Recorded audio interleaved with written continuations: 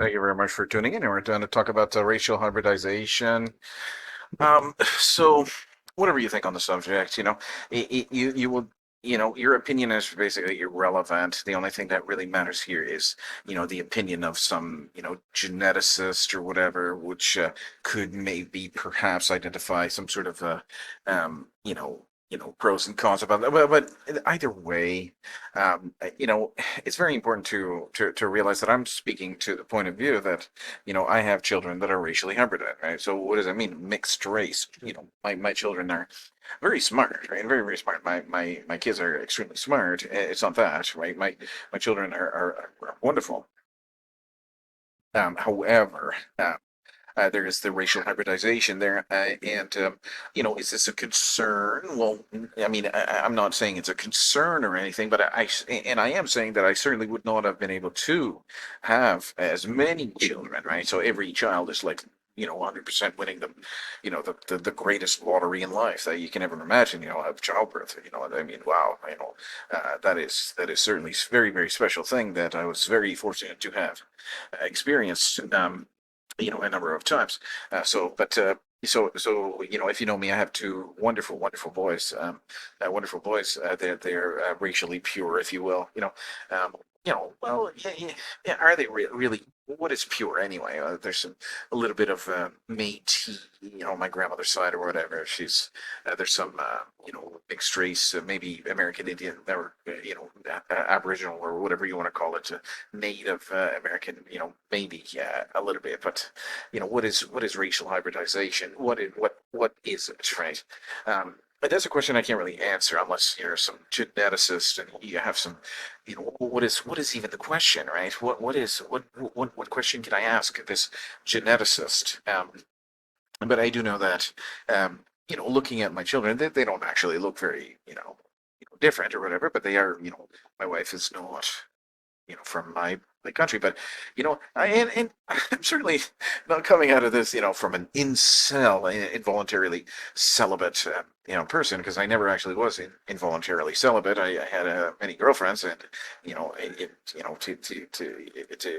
a degree that I was able to have so many girlfriends that I saw the plethora of opinions that these women that are available to a guy like me will have, and certainly they're on the pill, right? On the pill, and I get sick and tired of that. What am I going to spend my time, trying to date on the dating scene and all this stuff? So I left the country, and I was able to find a wonderful, traditional family wife with family values and all this stuff, and we had a bunch of kids, right? So my children are wonderful. So let's read a little bit here. Racial hybridization refers to the blending of distinct ethnic or racial lineages through reproduction, resulting in children who carry genetic, cultural, and often linguistic traits from multiple backgrounds. Right? Far from being a weakness, this diversity can enhance adaptability, broaden perspective, and foster a rich personal identity.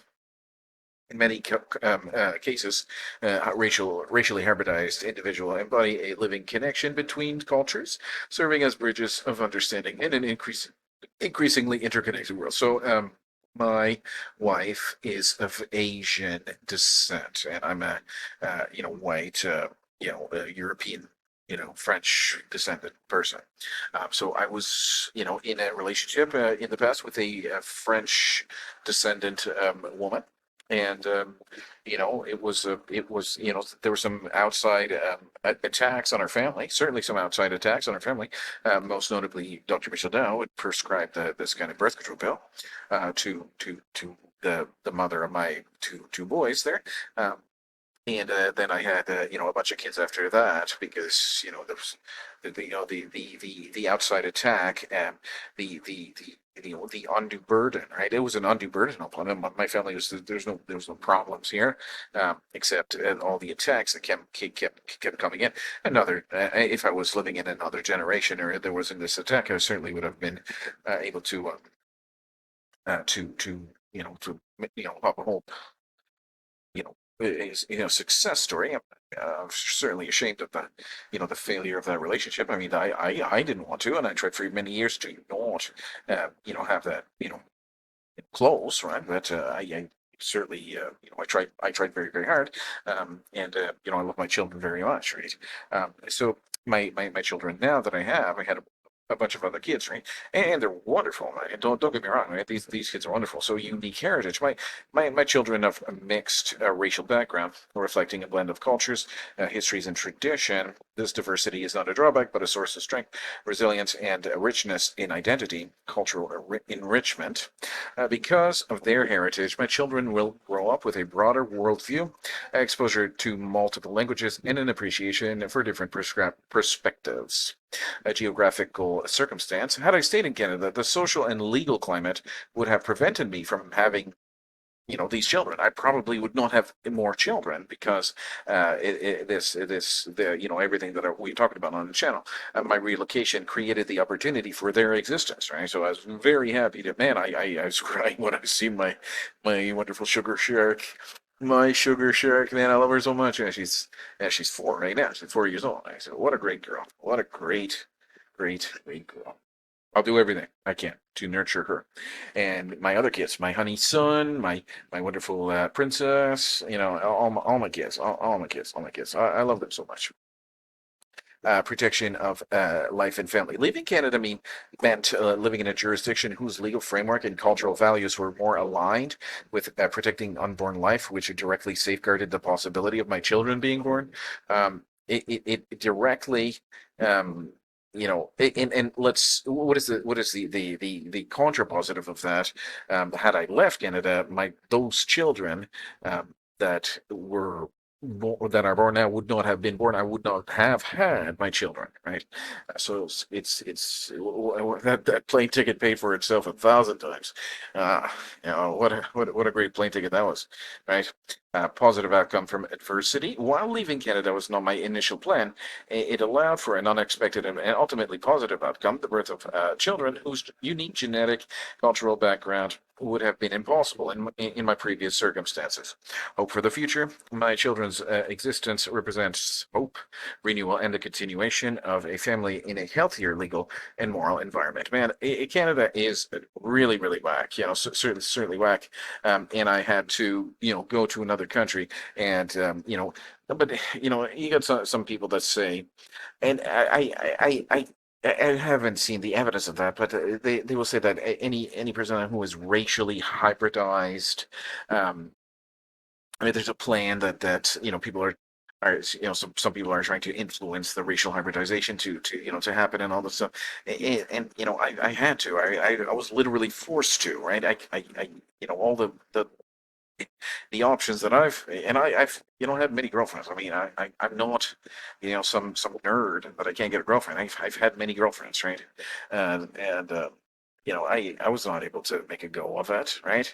I'm not a terrible looking person. I'm I'm fairly knowledgeable. I'm not overly I have such a, well, I mean, antisocial. Yes, I'm antisocial because I talk about this kind of advanced kind of stuff where those people just want to talk about Netflix and Disney, whatever. I guess something like that. But I couldn't make a go of it. But then you get this crowd of people, not a crowd of people, just a very short few of people, and they appear to be like these educated kind of guys, and its suggestion, and it's quite frightening, is that the racially hybridized, let's say for example my son, right? There will not be so the key is that we want the bloodline to continue in excess of 1,000 years, right?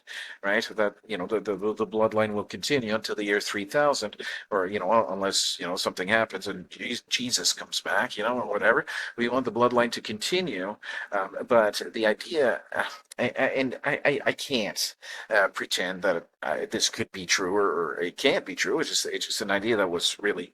Um, presented. I didn't present the idea, but basically the idea is that racially hybridized, people will fail. The bloodline will fail to continue, right? So, let's say, for example, my son will be able to have a son, but because of the racial hybridization, he's not going to be able to have a son, and the bloodline will die, will cease to exist, in 2 or 3 generations. Yeah, I don't know if see, I don't. who was saying that? It was just some guy, right? So, but he appeared to be educated and all this stuff. So I think he was just kind of, um, it get caught up into there's a whole class of people talking about this stuff, right? There's a whole class of people talking about this stuff. They're, into, and I'm not going to be lumped into the involuntarily celibate kind of guy because I certainly, well, I was not. I certainly was not. It's shameful to admit that I have how many girlfriends that I've had. I've had many girlfriends.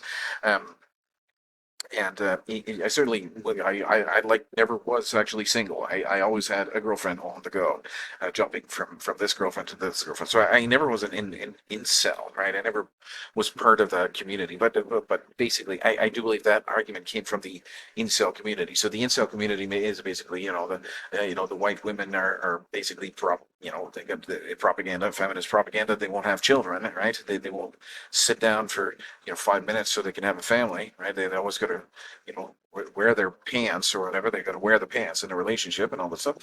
And so the argument was that the racially hybridized person's bloodline will not continue. So the goal, right? The goal is to continue the bloodline, for perpetually or whatever, continuous bloodline, from like, so for example, from the 1500s. I can trace back my ancestors from France, and then my father's father, my father's father's father, my father's father's father, up till the 1500s or whatever. So, a lot of people's bloodline will cease to exist, right? And that's my greatest fear. Right? My greatest fear is that my bloodline will cease to exist. Like a lot of people in my hometown in Clare, there's lots and lots of people that have their bloodline ceasing to exist. So I don't want that to happen. So then we were talking about that. I was like, hey man, I don't want my bloodline to stop existing. A lot of people say, "Oh, I'll be dead and buried. I don't care by that time." Yeah, but I mean, it is something to care about. So then after that, this guy was all like, "Yeah, well, if you have racially hybridized children, the bloodline will cease to exist, and that's why they want to have the racially hybridized children because they want to." And that's the idea is that the idea that the entire white European race will be completely eradicated by 150 to 250 years. Right? That's the idea, right? How can I say that? But the birth rate is low. The birth rate is extremely low. You got extremely concerning things about the birth rate, right? Why are these women just having one child and then just having a whole bunch of birth control pills? If you're lucky, they will have one child. Well, if you're lucky, they will have one, right? And then the birth control pills, and that's where Dr. Michelle Dyer comes in with her boss, Morgenthaler, right? This is some dirty stuff, right? So, but at least I was able to have my children, right? At least I was able to have my children. Racially hybridized children are better than no children at all, right? And they are you know, how can I say they're better than racially pure children, right? How can I not say that they're better than racially pure children, right? What is racially hybridized anyways? What is race anyway?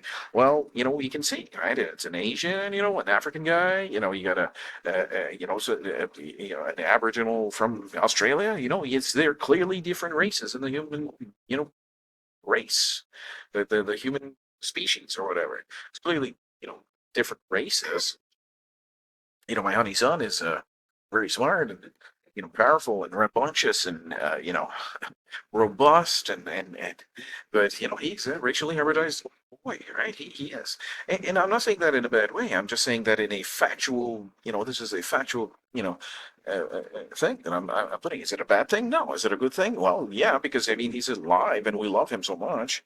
He's my honey son, right? He's my honey son, my 1 year old boy. He's always pulling all the electrical cords out of the any electrical cord that's in the wall. He just unplugs it. He's laughing at me and all that stuff. I'm like, what? Why did you unplug that electrical cord out of the wall? He just unplugs any kind of thing. He's naughty, very very naughty. Well, what a wonderful gift that the Lord has bestowed upon our family. Really, my son, my honey son. Any kind of terrorism that he does, I just don't care. I'm like, well, whatever. He's a terrorist.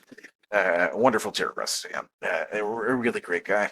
My honey son, he's 1 year old, and yeah, yeah, very blessed. But this is a quite a topic here. Racial. How was I ever going to be able to have these kids? I wasn't going to be back to these children in Canada. Right? Women can't sit long enough. They keep taking birth control. So I did what I had to do, literally.